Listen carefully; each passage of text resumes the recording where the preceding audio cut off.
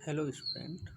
मैं doctor H M Devda, associate professor mathematics, government girls college Bikaner. BSc part second के third paper statistics and dynamics, ये आपका paper है। उसमें आपको उसकी फर्स्ट यूनिट करवाने से पहले कुछ बेसिक पार्ट है जो आप पिछले क्लासेज में भी पढ़ा हुआ हो, नहीं है तो उनको वो एक बार रिवीजन के रूप में मैं आपको बताने जा रहा हूँ। इसमें पहले सबसे पहले आता है बल संचरण का सिद्धांत। यदि एक दृढ़ पर किसी बिंदु पर कोई बल क्रियाशील हो, उसकी क्रिया रेखा अन्य किसी बिंदु पर क्रियाशील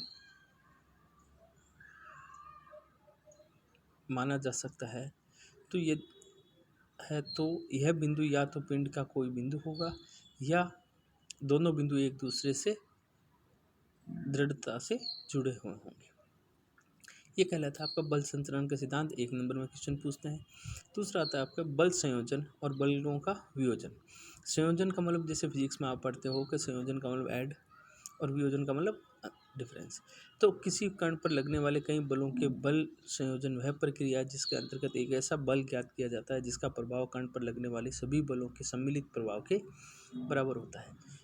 यदि एक कण पर क्रियाशील दो बलों का पी क्यू और एस को सम्मिलित किया प्रभाव, इसका मतलब कौन कौन से बल है, पी है, क्यू है और एस, इस टाइप से अनंत बल ले सकते हैं।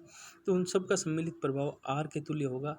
आर इन बलों का परिणामी बल और तथा पी क्यू एस उसके बल के घटक कहलाते हैं। फिर आता है बलों के समांतर चतुर्भुज का नियम। यदि एक बिंदु पर क्रियाशील दो बल पी तथा क्यू का परिमाण और दिशा किसी समान चतुर्भुज की दो संलग्न भुजाओं को निरूपित करता है, जैसे मैंने दिया है ओ ए है बल पी कर रहा है, ओ बी है आपका बल क्यू है और इसका ओ सी है आपका परिणामी बल आर है, तो उनका परिणामी बल परिमाण तथा दिशा में समान चतुर्भुज के उस विकर्ण द्वारा निरूपित किया जाता है जो उस बिंदु से गुजरता है। इसका मतलब ओ सी जो है ये आपका परिणामी बल है और ये समान चतुर्भुज का विकर्ण कहलाता है। तो अपने O A plus A C equal to O C या O A plus O B equal to two times of O D, ये आपके कंडीशन ध्यान रखनी है समान चतुर्भुज पर। अब आपके आता है इसमें एक बिंदु पर लगने वाले दो बलों का परिणामी बल ज्ञात करना या परिणामी ज्ञात करना। तो हम मानेंगे माना दो बल है पी तथा क्यू, लगने वाले बलों का परिणामी बल आर तथा उनके मध्य कोण अल्फा हो, तो परिणामी बल का परिमाण बराबर R square equal to P square plus Q square plus two P Q cos alpha होता है। तो आर बराबर करेंगे तो इसको अंडर रूट हो जाएगा तथा पी की दिशा में कोण थीटा बराबर tan inverse Q sine alpha बटा P plus Q cos alpha होता है। अब इसमें आपके स्पेशल केसेज आता है। यदि क्रियाशील बल दोनों जैसे पी और क्यू है एक ही दिशा में क्रियाशील हो, अर्थात दोनों जब एक ही दिशा में क्रियाशील होंगे तो उनका बीच के मध्य कोण जो अल्फा बराबर होगा जीरो।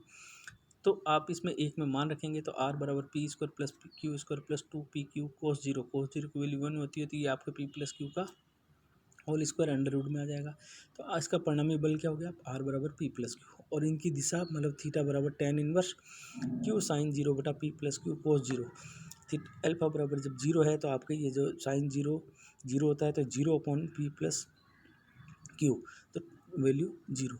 दूसरी कंडीशन हम लेते हैं, यदि पी तथा क्यू विपरीत दिशा में हो तो उनके मध्य कोण होता है अल्फा बराबर पाई, या आप ये ले सकते हो कि अल्फा बराबर पाई अर्थात पी तथा क्यू विपरीत दिशा में हो।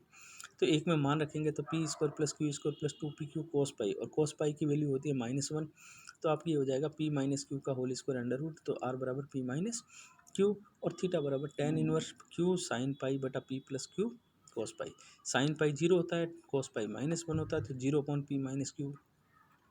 अब इसमें कंडीशन आती है यदि पी ग्रेट बड़ा है क्यू से तो जीरो होगा, अगर पी छोटा होगा क्यू से तो इसका मान पाई होगा।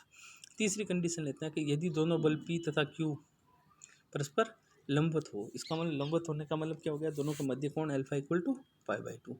तो आपके एक में मान रखेंगे तो आर बराबर P square plus Q square plus two P Q cos pi by two, cos pi by two की वैल्यू जीरो होती है, तो आर बराबर under root P square plus Q square तथा थीटा बराबर tan inverse Q sine pi by two बटा P plus Q cos pi by two, और ten inverse Q into sine pi by to 1 होता है, कोस pi by to zero होता है, तो Q upon P, तो थीटा का मान आ गया ten inverse Q upon P.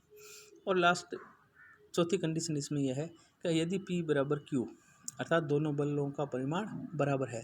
तो आर बराबर आपको P square plus 2p² cos alpha, 2p² common लेंगे तो 1 + कोस अल्फा, 1 + कोस अल्फा से त्रिकोणमितीय सूत्र होता है 2 कोस स्क्वायर अल्फा बाई 2। तो आपका आ जाएगा आर बराबर P 2p cos alpha by 2। अब थीटा बराबर tan inverse P sine alpha बटा P plus P cos alpha की पी कॉमन लेके कैंसिल हो गया, साइन अल्फा बटा 1 + कोस अल्फा।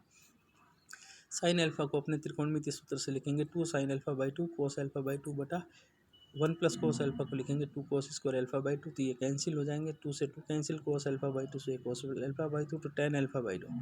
और इनवर्स ट्रिग्नोमेट्रिक फंक्शन में आपने पढ़ाया कि tan inverse of tan alpha equal to alpha. तो यहाँ पे आपका आ रहा है tan inverse tan alpha by 2, तो थीटा बराबर। और लास्ट कंडीशन आपकी यह है कि यदि P और Q और R तीनों का परिमाण समान हो तो R को भी P रखेंगे, Q को भी P रखेंगे, तो P बराबर under p² plus 2p² cos alpha. तो आपको पता है इसमें से p² 2p² कॉमन लेंगे तो 1 + कोस अल्फा आएगा, उसका वापस करेंगे तो जो आपके सेकंड कंडीशन थी उसी हिसाब से p बराबर 2p कोस अल्फा बाई 2, तो कोस अल्फा बाई 2 बराबर 1/2, तो आपका आ गया कोस पाई बाई 3। तो alpha by 2 equal to pi by 3 या 60 डिग्री, तो अल्फा इक्वल टू 120 डिग्री। फिर इसमें आप एक कभी कभी पूछते हैं छोटा क्वेश्चन कि अधिकतम और न्यूनतम परिणामी बल का मान लिखिए या मान ज्ञात कीजिए। तो अधिकतम परिणामी बल क्या होगा, अल्फा बराबर 0, और न्यूनतम परिणामी बल में आपको अल्फा बराबर -पाई, अल्फा बराबर प्लस पाई। तो आपको यहाँ पे आर मैक्सिमम लिखा है p + q जो पहली कंडीशन है, और आर मिनिमम मतलब modulus of p - q when alpha equal to. पहले ये आपके आया था बलों का संयोजन, अब आपके आएगा इसमें बलों का वियोजन। किसी बल के तुल्य निर्दिष्ट दिशाओं में घटक बल ज्ञात करने की प्रक्रिया को बल का वियोजन कहते हैं। अब वियोजन कहते हैं तो उसमें कंडीशन है कि यदि दिशाएं परस्पर लंबवत होने पर बलों का वियोजन जो है समकोणीय वियोजन कहलाता है। अर्थात अल्फा और प्लस बीटा बराबर 90, तो p बराबर f कोस अल्फा होगा और q बराबर f साइन अल्फा। ये जो है आपके बलों के वियोजित भाग है। दूसरा इसमें आपका आता है त्रियक वियोजन। यदि घटक बल एक दूसरे के लंबवत हो तो समकोणिक वियोजन होगा। अगर ये दोनों एक दूसरे के लंबवत न हो तो ये बल वियोजन आपका त्रियक वियोजन कहलाएगा। जिसे मैंने डायग्राम से बताया, ओ ए बल P के द्वारा व्यक्त कर रहा है, ओ बी आपको Q के द्वारा व्यक्त कर रहा है, और आपका ओ सी है आपका F बल है, और इनके मध्य कोण COA अल्फा है और COB बीटा है, और टोटल ये बल करेंगे तो अपने इसके मध्य हो जाएगा अल्फा प्लस बीटा। अल्टरनेट कोण से आपने देखा होगा कि ये आपका ओ सी ए जो ले रहे हैं ये आपका बीटा होगा। तो इसके ये बलों के त्रिक वियोजन के फॉर्मूले हैं p बराबर f साइन बीटा बटा साइन अल्फा प्लस बीटा, और q बराबर f साइन अल्फा बटा साइन अल्फा प्लस बीटा। इसके बाद में आपके पहला टॉपिक आपके जो आएगा उसमें आपका आएगा समतलीय बल। तो कोपलर फोर्स कौन सा होता है, वे कार्यरत बल जिसकी क्रिया रेखा एक ही तल में हो। कोपलर इसका मतलब समतल एक ही तल में हो या एक ही समतल में स्थित हो, उसे समतलीय बल कहलाता है। और आपके आगे आ रहा है नेक्स्ट, संगामी बल किसे कहते हैं, वे बल जो एक बिंदु पर क्रियाशील हो उसे संगामी बल कहलाता है। देखो तल में आपके समतलीय बल में आपका आया एक ही तल में, और संगामी बल में मतलब एक ही बिंदु पर गमन करने वाला क्रियाशील बल को संगामी बल कहते हैं। अब इसमें आता है एक बिंदु पर कार्यरत बलों की साम्यावस्था में होने का प्रतिबंध इम्पोर्टेंट है, पूछा भी गया पेपरों में। माना एक बिंदु O पर क्रियाशील बल F1 F2 F3 Fn अनंत टाइम हो, यदि दो बल परस्पर लंब रेखाओं के अनुदिश वियोजित भागों में का योग x और y हो तो उनका परिणामी का परिमाण r होगा। तो r square equal to x² plus Y square, तो r बराबर √(x² प्लस वाई स्क्वायर) तथा थीटा बराबर tan इनवर्स y बटा x। बलों के संतुलन होने पर परिणामी बल r का मान 0 होता है। तो r बराबर 0 करेंगे तो x² plus Y square equal to 0। तो आप इसमें लिखेंगे r बराबर जब 0 है तो x बराबर 0 होगा या y बराबर होगा। अतः बलों के संतुलन होने का आवश्यक प्रतिबंध यह है कि x बराबर 0 या तथा y बराबर 0 तो x² प्लस वाई स्क्वायर बराबर 0। तो ये इसका पर्याप्त प्रतिबंध है। और अगर r बराबर 0 तो x 0 या y तथा y 0 होगा तो ये पर्याप्त आवश्यक प्रतिबंध है। ये आपका। अब इसमें आता है बल त्रिभुज नियम। बल त्रिभुज नियम आपने पढ़ा है, तो बलों के लिए त्रिभुज नियम है। तो अपने इसमें मानेंगे कि माना AB में लगने वाला बल P है और AD में अपने लगने वाला बल Q है, और इसका परिणामी बल आपका R है। तो यदि किसी बिंदु पर लगने वाले दो बल एक त्रिभुज की दो भुजाओं द्वारा एक ही क्रम में निरूपित होते हैं तो उनका परिणामी बल विपरीत क्रम में तीसरी भुजा द्वारा निरूपित किया जाता है। ये कहलाता है बलों का समांतर त्रिभुज का नियम। समांतर बल, ऐसे बल जिनकी क्रिया रेखाएं समांतर हो उन्हें समांतर बल कहते हैं। ये दो प्रकार के होते हैं, समद्वि समांतर बल या तथा विपरीत समांतर बल। जब दो या दो से अधिक समांतर बल समद्वि समांतर बल कहलाते हैं यदि वह परस्पर एक ही दिशा में हो। और विपरीत का मतलब हो गया कि जब दो बल विपरीत दिशा में क्रियाशील हो तो वे बल विपरीत समांतर बल कहलाते हैं। अब दो समद्वि समांतर बल का परिणामी ज्ञात करने का ज्ञात कीजिए। तो दो समद्वि समांतर बल P तथा Q के परिणामी होने के लिए निम्न शर्तों का पालन होना चाहिए। उनका परिणाम, इसका मूल वो जो पहली कंडीशन बताई थी मैंने आपको, R बराबर P प्लस Q, P तथा Q एक दूसरे के समांतर होने चाहिए और क्रियाशील बिंदु C P तथा Q के मध्य स्थित हो तो PAC बराबर Q डॉट BC।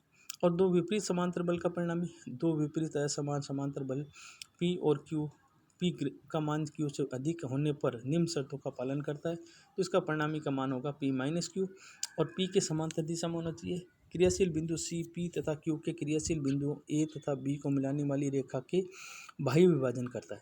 अगर मध्य विभाजन करता है तो समद्वि समांतर हो गया और बाह्य विभाजन करता है तो ये विपरीत समांतर बल कहलाता है। तो PAC equal to Q dot BC। इससे अब नेक्स्ट आपको जो टॉपिक इसके फर्स्ट यूनिट का पढ़ाएंगे उसमें आपके आएगा दो बलों के लिए साम्य अवस्था में होने का प्रतिबंध। और उसमें आपके ये जो है बेसिक मैंने बताया, इनको ध्यान रखना है, इन्हीं को यूज करते हुए अपने चलेंगे तो उसमें वही वापस तीन प्रमेय आएगी आपके। एक तो है आएगी लैम्डा म्यू प्रमेय, एक लामी प्रमेय और एक ओरिजिनल प्रमेय। तो उन प्रमेयों का अपने को प्रूफ भी है, कथन भी है और इसके पर आधारित सवाल भी आपको, जिसमें बलों का त्रिभुज नियम, बलों का समांतर बलों का चतुर्भुज नियम, बल चतुर्भुज नियम, ये सारे के सारे आपको वापस रिवीजन होगा। Thank you.